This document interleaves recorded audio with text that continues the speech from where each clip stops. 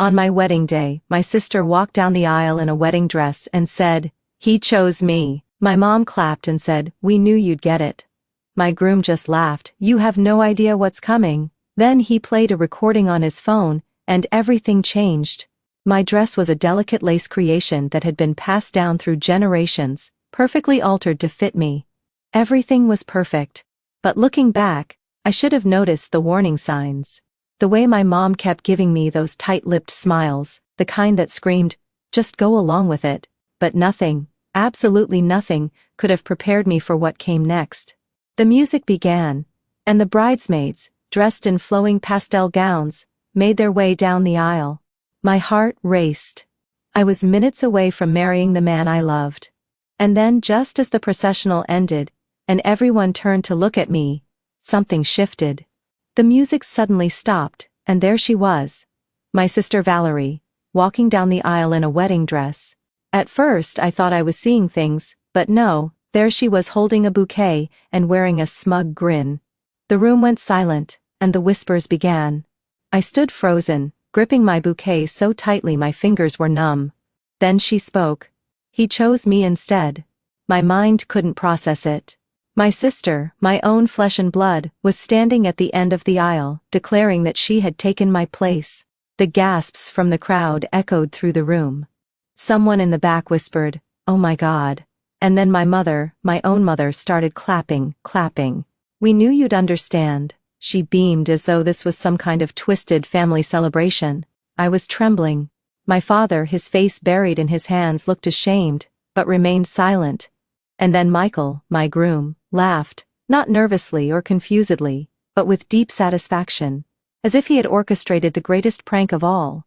"You have no idea what's about to happen," he smirked. And then, without hesitation, he pulled out his phone, pressed play, and everything changed. The room fell eerily silent. Even the birds outside seemed to freeze. Michael raised his phone, his thumb hovering over the screen. He glanced at Valerie, then at my mother, and finally, at me. His smile never faltered. "Let's show everyone the truth," he said. And then he pressed play. A video appeared on the screen, grainy at first, showing someone entering a hotel room. The camera angle shifted, giving a clearer view. It was Valerie walking into the room with a smile on her face. And there, waiting for her, was a man, not Michael. My mother's face went ashen. Valerie's arrogant grin turned into something far darker. The video continued, and there was no mistaking what was happening. Valerie wrapped her arms around the man's neck and they kissed. She didn't hesitate. Then her voice echoed from the phone. "He's an idiot," Valerie sneered. "He thinks I love him. I'm just passing the time until someone better comes along." The room erupted into chaos. Gasps, murmurs, exclamations. Someone in the back shouted, "Holy shit."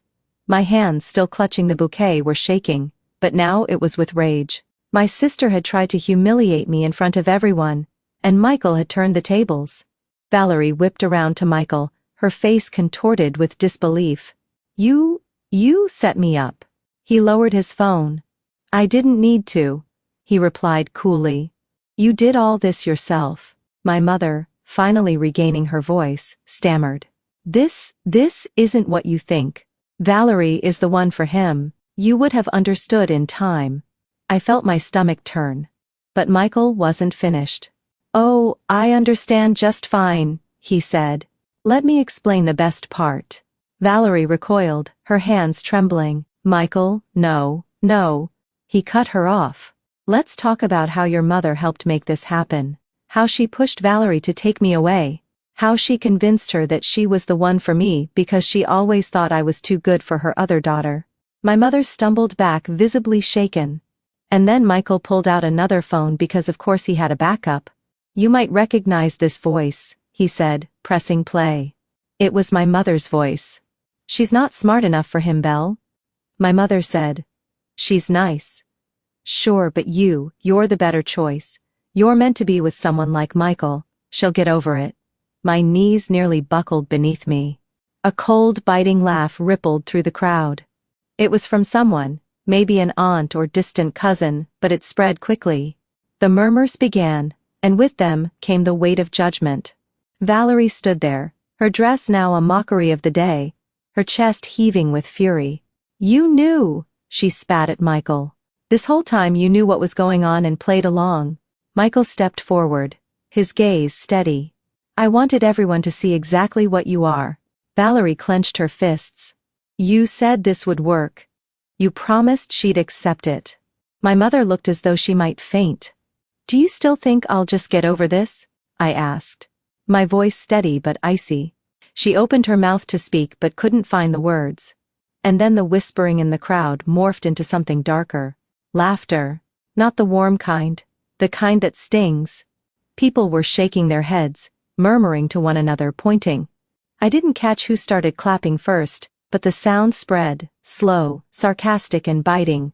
It wasn't applause. It was ridicule. And when it hit my mother's ears, she physically recoiled. Valerie's face flushed crimson. "Shut up," she shrieked. "All of you. This was my day, my moment. You don't understand." Michael cut her off with a bitter laugh. "Your moment, Valerie. This was my wedding. You stomped all over it. You embarrassed yourself. You tried to destroy me. And now you're nothing but a punchline." Valerie stumbled back, her emotions flickering across her face like lightning. My mother reached for her, clutching her arm tightly. "We need to leave now," she hissed, her voice trembling. Valerie yanked free. "No." Her eyes darted around the room, frantic, desperate to find some way to reverse the damage. "I can fix this. I can." Then she turned toward me, eyes wild. "You don't deserve him." I said nothing. I didn't have to. The silence between us said everything. And that was when I saw it hit her. This wasn't hers to salvage anymore. It was over. Michael looked at me, concerned, finally cracking through his bravado. "You all right?" I wasn't sure, but I knew one thing for certain. I wasn't letting them hold power over me anymore. So, I drew in a breath, stood tall, and answered. "I have no idea what's about to happen next." The entire room exploded. Laughter, whispers, gasps, chaos, but I didn't move. I stood firm. Valerie looked like she might combust. My mother trembled. And Michael? Michael still wore that smug smirk, like he was watching the last scene of a play he directed himself. But the thing about schemes, they don't always go according to plan. Because that's when he appeared.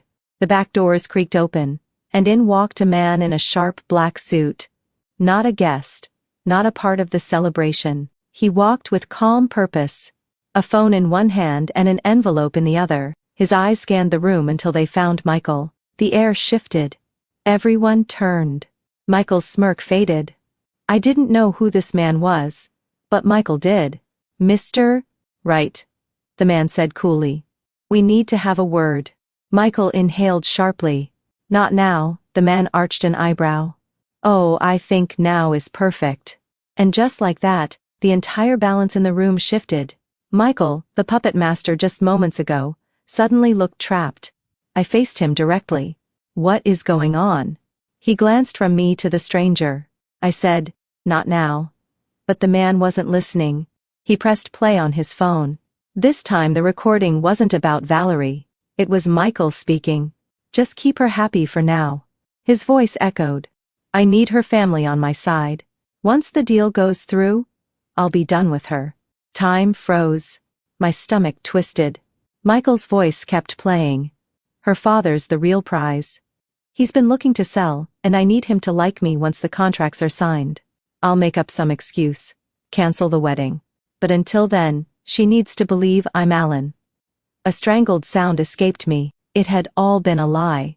I turned to him, searching his face for something. Regret, a denial, anything. But all I saw was raw panic. The man stopped the recording. "Shall I continue?"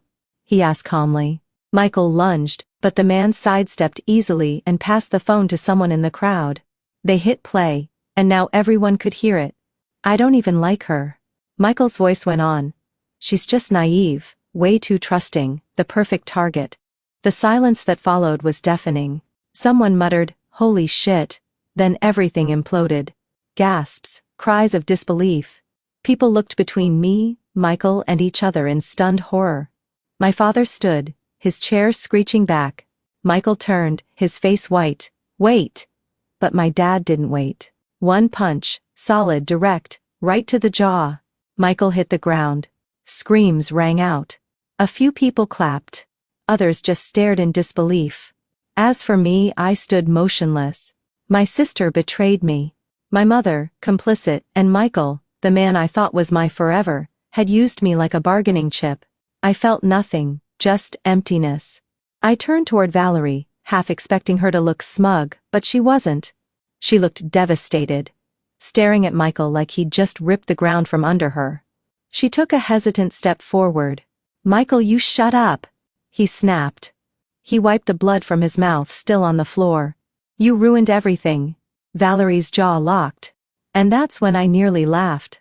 She thought she was the mastermind. Thought she was clever, chosen. But she was just another game piece, same as me. For the first time, I spoke clearly. "You both used me," I said, my voice like ice this whole time. Michael sat up slowly, cradling his jaw. "I was going to tell you." I cut him off. "No, you weren't." Valerie looked like she couldn't process it, but he picked me. Michael let out a cruel laugh, nothing like his usual charm. "You were convenient." Her face crumpled. "You love me," she whispered. Michael scoffed. "You were the backup. That's all you ever were." And in that instant, I saw her clearly. Not just selfish but pathetic. Her entire life had been one desperate attempt to outshine me. And now she wasn't even the villain of the story. She was a footnote. My mother looked like she was struggling to breathe. My father's fists were still clenched. "And me?" I turned to the man in the suit. "Who are you?" I asked. He gave me the faintest smile. "Let's just say, I work for someone who absolutely despises dishonesty." My father's phone buzzed, and as he checked it, I saw his expression shift. He glanced at Michael, a smile slowly forming on his face. Something was unfolding, something much bigger than we had imagined. I could feel it deep in my gut that this wasn't over, not by a long shot. Michael was still sitting on the floor, his lip dripping blood, his face flushed with anger. My mother hadn't moved from her spot, standing stiffly as if she could still somehow wish this whole nightmare away. And Valerie, she was visibly shaking, but the man in the suit, the one who had revealed everything, wasn't finished. He pulled an envelope from his jacket and handed it to my father. "This is what you've been waiting for," he said calmly. Dad took the envelope with trembling hands, tearing it open. His eyes scanned the contents, his face shifting from confusion to understanding, then finally to a furious rage. "Is this a joke?" he demanded, his voice tight. "No joke," the man responded. "Just the truth." Dad turned to Michael, his fist clenched once more. "You were planning to screw me over." The guests were paralyzed, witnessing the spectacle unfolding before them. I took a hesitant step forward, my mind racing. "Dad, what's going on?" He didn't respond directly. Instead, he held up the papers. Michael's complexion turned ashen. "These," Dad said, his voice shaking, "are documents transferring my business shares to Michael without my consent." The room gasped in shock. Michael didn't even try to deny it. He simply stared at the floor. Valerie, still in her pristine white dress, turned to him, her eyes wide with disbelief. "You were after money?" Michael let out a bitter laugh. "What? Did you really think I wanted you?" I watched her face crumble into devastation. This was it. The moment everything shattered into pieces.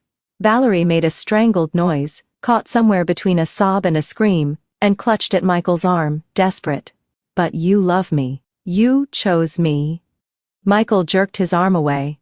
"You were convenient. He's overweight. I needed to make sure your mom would back me if your dad ever got suspicious. You were naive enough to go along with it." Tears streamed down her face. "You're a monster," she whispered. And Michael didn't even flinch at the accusation. As for my mother, she had the audacity to turn to me and say, "See, this is why we wanted you to step aside. He's ambitious. He has a plan." I let out a harsh, sharp laugh. "You're defending him?" I asked incredulously. She raised her chin in defiance. Valerie just wasn't careful. If she had been smarter, none of this would be happening. Even Valerie turned to her, shock written all over her face. "Mom!" she gasped. "Are you seriously blaming me for this?" Mom didn't hesitate for a second. "You should have waited. You pushed too hard." And that was it. Something inside Valerie broke. She spun toward my mother, her shoulders trembling as her voice came out in a whisper. "I did everything for you," she said. "I destroyed my relationship with my sister for you, and now you're blaming me for everything falling apart." For the first time in my life I saw real pain in Valerie's eyes. She turned to look at me, raw emotion in her voice. "I'm sorry," she said, and for the first time I believed she meant it. But it was too little, too late. I said nothing. I just stared at her, my silence speaking volumes. She sobbed once before turning and running out of the venue. My mother moved to follow her, but Dad stopped her cold. "We're done," he said, his voice icy. Mom blinked, stunned. "What? You're choosing this?" "You and Valerie almost handed everything over to Michael." He spat. "I can't trust either of you anymore." Her mouth opened and closed. The words stuck. "But you're not welcome in my home," Dad declared. "Not after all of this." And just like that, the woman who had spent her life manipulating others found herself with nothing. She turned to me, her last hope. I shook my head and she finally understood. Without another word, she turned and walked out, following Valerie. The moment they were gone, the tension in the room evaporated. The guests began to whisper, some looking thrilled, others looking horrified. Michael stood up slowly, wiping his bloody lip. He turned toward me. "You believed in us," he sneered. "You wanted this." And for the first time, I felt nothing for him. I walked closer and stared him down. "You are the biggest mistake I've ever made," I said, my voice steady. He flinched ever so slightly. Then the man in the suit, the one who had started all of this, smiled slightly. "Oh, by the way," he said casually, "the police should be here soon. Those fake documents, that's fraud." Michael froze, disbelief washing over him. "What? You tried to steal from a man worth millions?" The man said. "Did you really think there wouldn't be consequences?" Michael's eyes widened as panic set in. He looked around for an escape, but there was none. Outside, the flashing lights of police cars grew louder. It was over. The wedding was officially destroyed. Guests rushed out, some gossiping excitedly, others shaking their heads in disbelief. Dad stayed by my side, placing a gentle hand on my shoulder. "I should have seen it sooner," he admitted. I exhaled shakily. "I should have too." He nodded in understanding. "But now we know. And that's what matters." The man in the suit approached once more. "Sorry about all the chaos," he said with a soft chuckle. I let out a breathless laugh. "Who are you?" He smiled cryptically. "Just someone who really doesn't like liars." And then he was gone. I didn't cry that night, though I had expected to. I thought I'd feel devastated. Instead, I felt something I hadn't felt in years. Freedom. I had lost a sister. I had lost a fiancé. But I had also lost every person who had been holding me back. When I finally went to bed, I slept better than I ever had, because for the first time in my life I was finally in control.